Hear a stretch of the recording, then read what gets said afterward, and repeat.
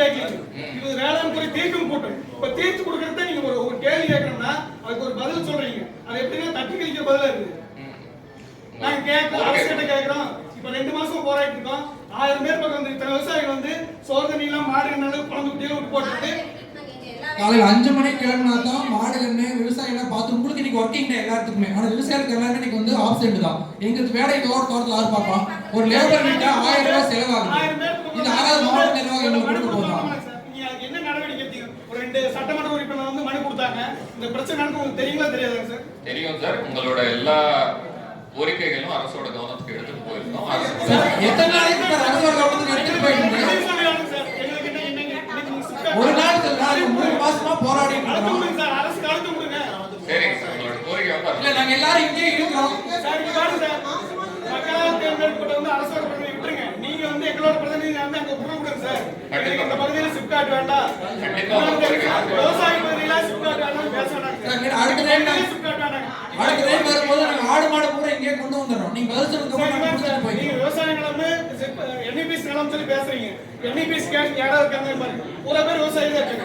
நீங்க NEPS land இது border line sir. இங்க சிப்காட் வருதுங்க. இங்க சாயப்பட்ட கம்பெனி வருது. ஃபவுண்டரி வருது. இப்ப அந்த கறி கம்பெனியோட கழிவு பூரா யார் விவசாய நிலத்துக்கு வருவாங்க. நீங்க வந்து டிஆர்பி ராஜாவுக்கு எல்லாருமே இப்படி தான் சொல்றாங்க. NEPS லேண்ட் வருது ஒரு நிறுவனத்தோட நடத்துறது உங்களுக்கு என்ன பிரச்சனைன்னு சொல்றீங்க? சார் இப்போ NEPS லேண்ட் நீங்க சொல்றது வந்து நீங்க 1000 ஏக்கர் நீங்க வந்து பொள்ளாச்சி சொல்லும்போது 700 ஏக்கர் சொன்னீங்க. நீங்க தொழில்துறை அமைச்சர் சொல்லும்போது 1003 ஏக்கர் சொல்லியிருக்காங்க. இது வந்து ஒரு இடத்துல கிடையாது. கிட்டத்தட்ட கிணத்துக்கிட்ட கிலோகோண்டியத்தில் ஃபுல்லா கிட்டத்தட்ட 10 பஞ்சாயத்து இருக்குது. அப்ப நீங்க ஒட்டுமொத்தமா நீங்க செலவெடுத்தீங்கன்னா நீங்க நாளை சிப்கார்டை கொண்டு வந்தாலும் கூட அது பக்கத்துல பாதிக்கலாம் சார். எப்படி விவசாயம் நீங்க சொன்ன மாதிரி இது NEPS லேண்ட் நீங்க இன்னும் கம்பெனி பண்ணுங்க. அதுக்கு பக்கத்துல வந்து தண்ணி பாதிக்காதா? நம்ம விவசாயம் பண்ண முடியுமா? ஒரு நிமிஷம்.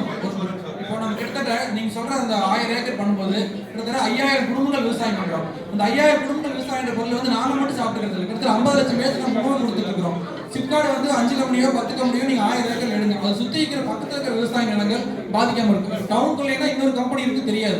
விவசாய நிலத்தில் நீங்க வந்து சிப்கார்டு கொடுத்தாலும் சரி எது கொடுத்தாலும் சரி நீங்க ஒரு 100 ஏக்கர் எடுக்கணும்னா சுத்தி இருக்கிற 1000 ஏக்கர் விவசாய நிலங்கள் பாதிக்கப்படும். அதுக்கு ஒரு தெளிவான வருது வரலன்னு சொன்னா நாங்க இதை இங்க வேலையை பார்ப்போம்.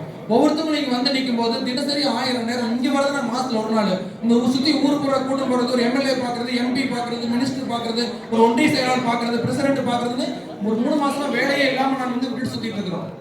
இதுக்கு வந்து நாங்க எந்த கட்சி சார்ந்து போல. நீங்க எங்களுக்கு பொறுப்பு நீங்க தான், மாவட்ட நிர்வாகம் நீங்க தான். உங்களை தேடி வந்து நீங்க ஒரு சரியான பதில் சொன்னீங்கன்னா அடுத்த வேலையை நாங்க பார்க்க முடியும். எந்த வேலையுமே பார்க்க முடியாம நேத்து நைட்டு ட்ரோன் பறந்துருக்குது. நீங்க அன்னைக்கு என்ன சொன்னீங்க? இந்த மாதிரி NEPS இப்போ மாவட்ட நிர்வாகத்துல இருந்து நீங்களே கூட சார் அந்த அப்படி ட்ரோன் உங்களுக்கு உங்களோட அதிகாரத்துக்கு உட்படாம பறந்ததுன்னா உங்களை கைது பண்ணுங்க சார். யாருன்னு சொல்லி அவங்களை கைது பண்ணுங்க. நடவடிக்கை எடுக்கிறது நாங்க யாருன்னு பார்க்கலாம். யாரும் கைது பண்ணுங்க ரெக்கார்டு வாங்கணும். அவங்க போன் நம்பர் கிட்ட வாங்கிக்கோங்க. எங்க தோட்டத்துக்கு மேல எங்க நேரத்துக்கு மேல பறக்கிறது யார் அனுமதி கொடுத்தா? கண்டிப்பா விசாரிப்போம். ஏன் சார் அதுக்கு ஒரு அனுமதி வேணும் போல. உங்களோட அனுமதி வாங்கினாங்களா? வாங்கினா அது சட்டப்படி நடவடிக்கை எடுக்கணும் சார். கண்டிப்பா எடுப்போம்.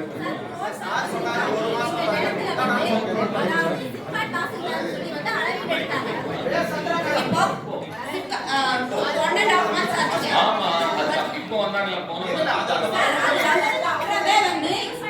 என்ன சார் இப்போ வந்து அது வந்து சிப்காட்டுக்காரன்னு சொல்லி சிப்காட் தாசில்தார் தான் வந்து ஐயா சொந்த நேரத்தை அளக்கலன்னு சொல்றீங்க. எங்க நேரத்துல என்னோட நேரத்துல அளந்தாங்க. ஒரு மாசமா எந்த ட்ரோனும் நாங்க சொன்னதுக்கு அப்புறம் ட்ரோன் கிடையாது சார். அளவீடு செஞ்சாங்க. அளவீடு ஒரு மாசத்துல ஏதாவது பண்ணாங்க.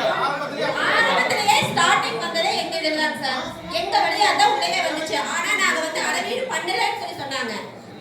நான் எங்க நேரத்துல தான் வந்து அளவீடு பண்றாங்க இல்லன்னு சொன்னா எப்படி சார் ஏத்துக்க முடியும்? நாங்க கேட்டோம். போன மீட்டிங்க்கு அப்புறம் யாருமே வரலன்னு தான் நான் சொல்லிருக்கேன். போன மீட்டிங் கிடையாது சார். போன மீட்டிங் அப்புறம் நான் சொல்றேன்.